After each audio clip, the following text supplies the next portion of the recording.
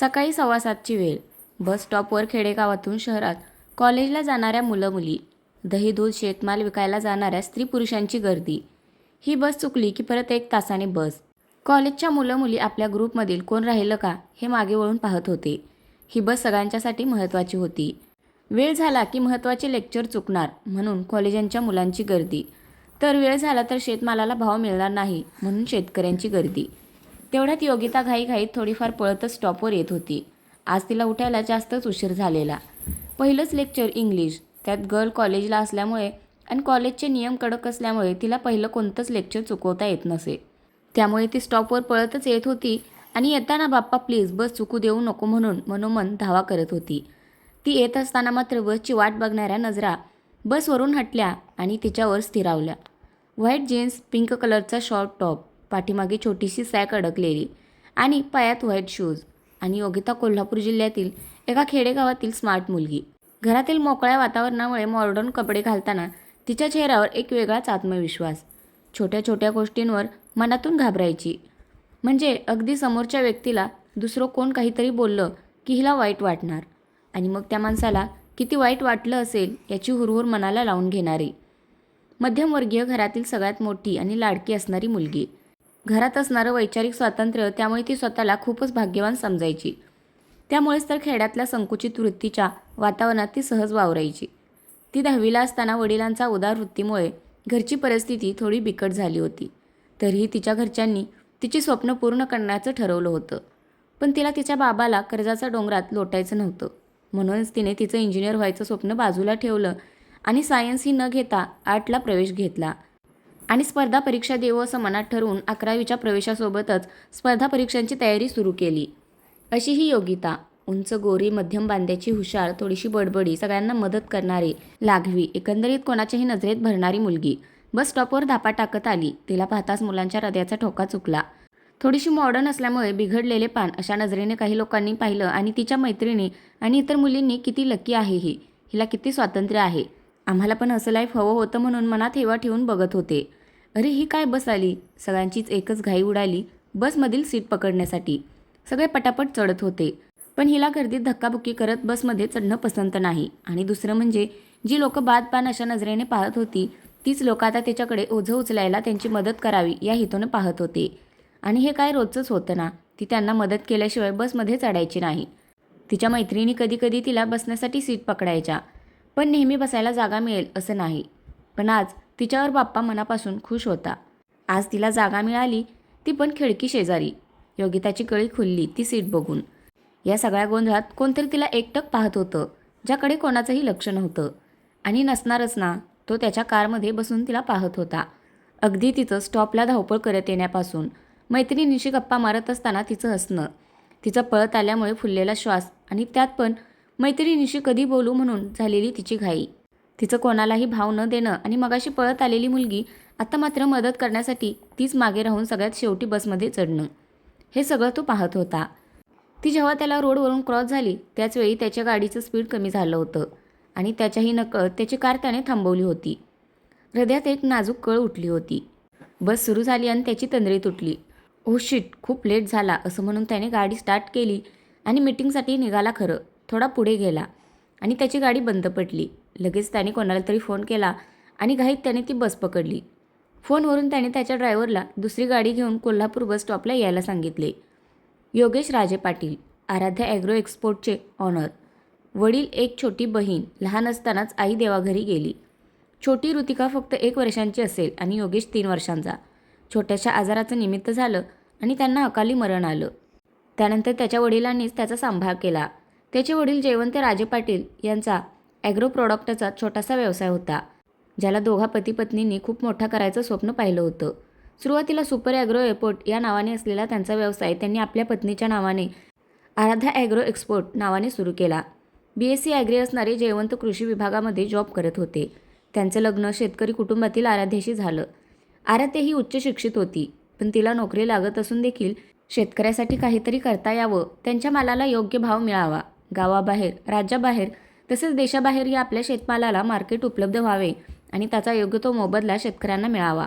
मधला दलाल कमी करून कंपनी आणि शेतकऱ्यांमध्ये व्यवहार होऊन जास्तीत जास्त फायदा शेतकऱ्यांना व्हावा, या हेतूने तिने या कंपनीची सुरुवात केली. त्या दृष्टीने तिने शेतकऱ्यांशी भेटून ऑर्गॅनिक शेतीची जागृती करून काही शेतकऱ्यांशी कॉन्ट्रॅक्ट केले होते. यामध्ये जयवंतनेही तिला पाठिंबा दिला. तिच्या कामात तेही मदत करत होते.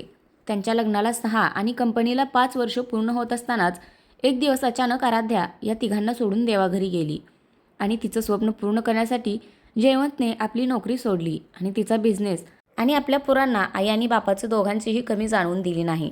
नातेवाईकांनी सांगूनही दुसऱ्या लग्नाचा विचार त्यांच्या डोक्यात कधीही आला नाही. मुलांना वाढवता वाढवता त्यांनी बिझनेसही वाढवला. शेतकऱ्यांच्या मालाला देशाबाहेरही मार्केट उपलब्ध करून दिलं. आधुनिक टेक्निक वापरून बाजारपेठेत आपल्या प्रॉडक्टची प्युरिटी सिद्ध करून शेतकरी आणि ग्राहक या दोघांमध्येही कम्फर्ट निर्माण केला आणि त्यामुळेच कमी फायदा घेऊन देखील आज आराध्या ॲग्रो एक्सपोर्ट नामवंत कंपनीपैकी एक होती. जास्तीत जास्त शेतकऱ्यांना फायदा होण्यासाठी अनेक ब्रांच काढल्या होत्या. आज कित्येक शेतकरी त्याचा फायदा घेत होते. योगेशच्या ग्रॅज्युएशनचा रिझल्ट होता.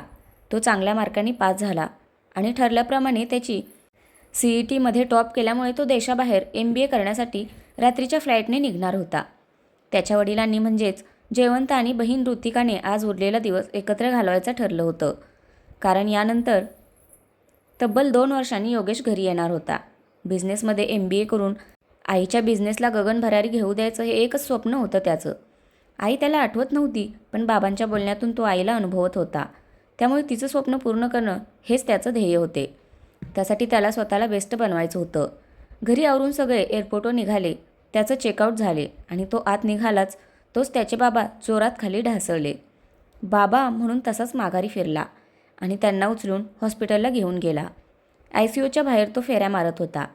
ऋतिकाचं तर रडून वाईट हाल झाले होते. तोही मनातून खूप दुःखी होता, पण त्याने आपल्या भावना अडवल्या होत्या. जर डोळ्यातून अश्रू आले तर तिला कोण सांभाळणार म्हणून तो खंबीर होऊन तिला धीर देत होता. थोड्याच वेळात डॉक्टर बाहेर आले. त्यांनी योगेशला आपल्या केबिनमध्ये यायला सांगून ते तिथून निघून गेले. धडधडत्या हृदयाने तो डॉक्टरांच्या केबिनमध्ये गेला. या मिस्टर योगेश, हे बघा, मी तुमच्या वडिलांच्या सगळ्या टेस्ट केल्या आहेत. त्यांनी स्वतःकडे फारच दुर्लक्ष केलं आहे. आता त्यांना तीव्र हार्ट अटॅक येऊन गेला आहे.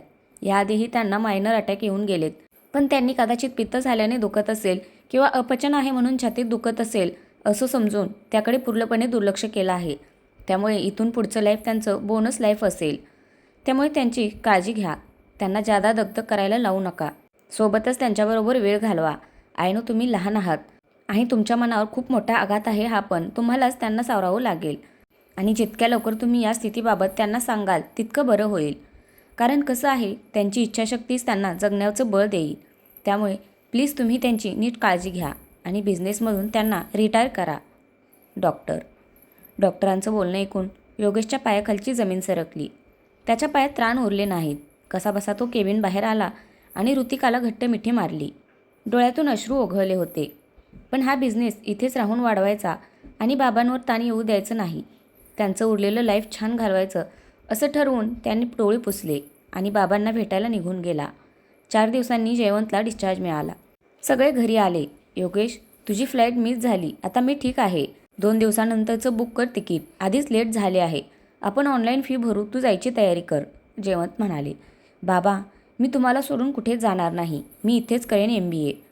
योगेश, अरे असं का? तुझं स्वप्न होतं बाहेर जाऊन शिकायचं. तू का नाही म्हणत आहेस? Look at me and I am fine.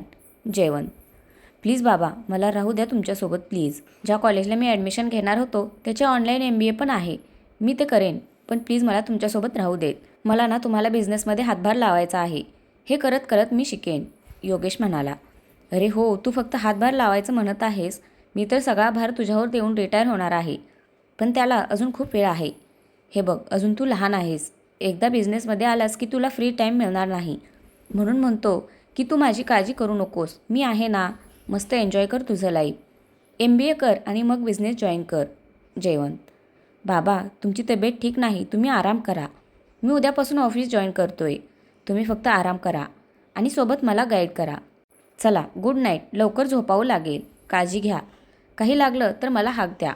असं बोलून तो निश्चयाने बाहेर पडला आणि खोलीत जाऊन कसंबसं अडवलेल्या अश्रूंना वाट मोकळी करून दिली. जयवंत त्याच्या पाठोपाठ गेले. दरवाजा उघडा होता. ते दरवाजा ठोठावणार तेवढ्यात हुंदका देतच योगेश बोलला. देवा, जसं समजतं तसं आई आणि बाबा दोन्ही माझे बाबाच आहेत. आई तर तू खूप लहानपणी घेऊन गेलास. आता प्लीज बाबांना नको घेऊन जाऊ. पोरकं नको करू मला प्लीज. आईचं स्वप्न पूर्ण करताना बाबा पाठीशी असणं खूप महत्त्वाचं आहे. डॉक्टर बोलले की त्यांची इच्छाशक्ती असेल तर ते यातून बरे होऊ शकतात. प्लीज त्यांना मेंटली आणि फिजिकली स्ट्रॉंग ठेव प्लीज. योगेश. हे ऐकून जयवंत स्तब्ध झाले. आल्या पावली ते परत गेले. सेवेसाठी असलेल्या नर्सना जयवंतने विचारलं, सिस्टर काय सांगितले डॉक्टरांनी माझ्याबद्दल? सिस्टर काही बोलत नाही हे बघून त्यांनी परत विचारलं. ती घाबरून बोलली की योगेश सरांनी तुम्हाला काही सांगू नका बोललेत. माझ्या जॉबचा प्रश्न आहे. प्लीज सर समजून घ्या. सिस्टर मला वाईट नाही वाटणार पण आता जर तू नाही सांगितलं तर नक्कीच जॉब जाईल हे फिक्स. जयवंत. नर्स घाबरली आणि तिने सर्व सांगितलं. बोनस लाईफ आणि त्यांची इच्छाशक्ती किती इम्पॉर्टंट आहे ते. काही वेळ हे ऐकून ते डोक्याला हात लावून बसले. काही निश्चय करून ते मेडिसिन घेऊन झोपी गेले. सकाळी लवकर उठून त्यांनी आपल्या मॅनेजरला 8 वाजताच यायला सांगितले आणि आपल्या वकिलांशी बोलणं करून दोन्ही मुले घरी नसताना ती वेळ सांगून घरी यायला सांगितले. तर फ्रेंड्स, कथा कशी वाटली कमेंटमध्ये नक्की सांगा. धन्यवाद.